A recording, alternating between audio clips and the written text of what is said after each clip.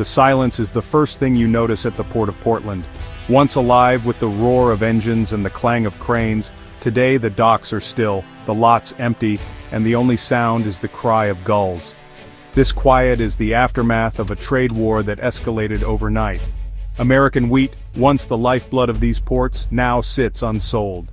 For decades, grain from the heartland traveled here, destined for Asia, especially China. That system, a marvel of logistics, has unraveled. Warehouses built for constant motion are now tombs, some overflowing with unsold grain, others swept clean and vacant. The air is thick with the scent of loss, both economic and personal.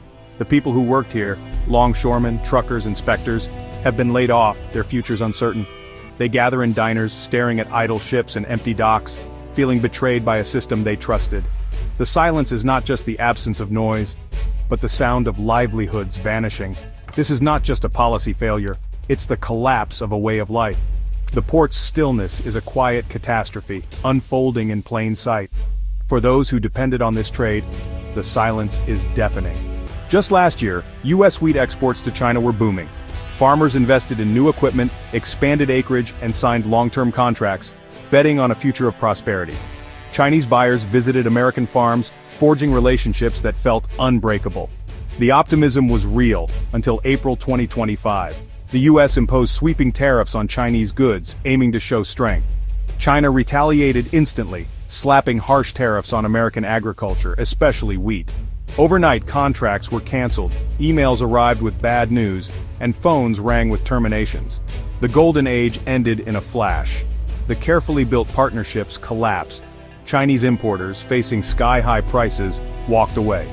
The U.S. Department of Agriculture's glowing forecasts became irrelevant. Farmers were left with debt, unsold grain, and no market. The April tariffs turned a story of success into a cautionary tale. Political winds shifted and economic devastation followed. The shock was total and immediate. The tariff acted like a wall. Before, a Chinese miller could buy American wheat for $8 a bushel. After a 75% tariff, that same wheat cost $14 overnight. Suddenly, American wheat was uncompetitive. Chinese buyers turned to Canada or Australia, where prices stayed low. Decades of relationships and trust were erased by a single policy.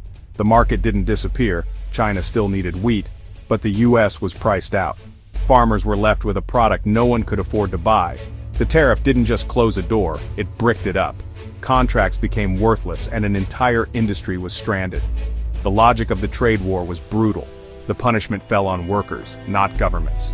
The U.S. wheat industry was locked out with no way back in sight. The numbers tell the story. In 2024, the U.S. exported nearly 3 million metric tons of wheat to China.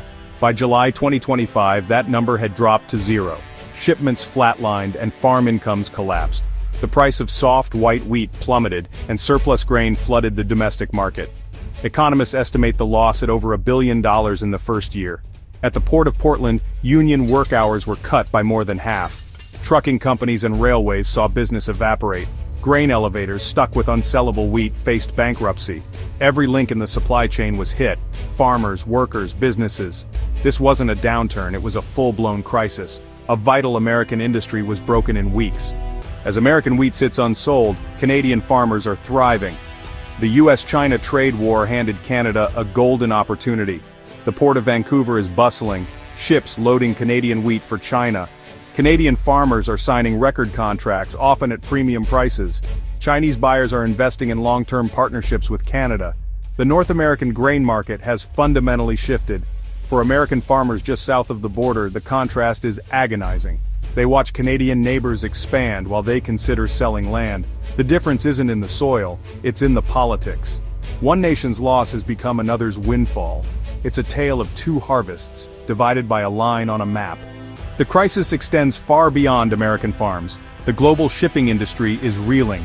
The Baltic Panamax Index tracking bulk freight rates has plunged. Ships that once carried U.S. wheat to China now sit idle, slashing rates to compete for scarce cargo. Shipping lines, already operating on thin margins, are losing money. The disruption ripples through global logistics, canceled routes, chaotic schedules, and rising costs. Vessels are rerouted, creating volatility worldwide. The seamless flow of goods we take for granted depends on stability. The tariff shattered that stability, and the falling index is a warning sign. Empty ships and broken trade relationships are the new reality. The human cost is profound. Farming is more than a job, it's an identity, built on trust in markets and relationships. That trust is now broken. Farmers face debt, sleepless nights, and the prospect of foreclosure. Communities suffer. Equipment dealers, feed stores, diners all feel the pain. Young people look elsewhere, accelerating rural decline. There's anger and betrayal, a sense of being sacrificed in a geopolitical game. Decades of building global partnerships were undone in a moment. The wound of broken trust will outlast any financial loss. The lost Chinese market may never return. China is diversifying its food sources, signing long-term deals with Canada, Australia, and others. It's investing in its own agriculture, aiming for self-sufficiency. Even if tariffs vanish tomorrow, the US would not simply reclaim its place. Chinese buyers have moved on, supply chains have shifted, and trust is gone.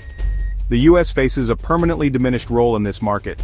This episode is a stark lesson in the fragility of global food security. Political disputes can sever supply lines overnight. The true cost is measured in lost trust, the essential currency of international trade. For American farmers, the future is uncertain. The world feels more perilous than ever before.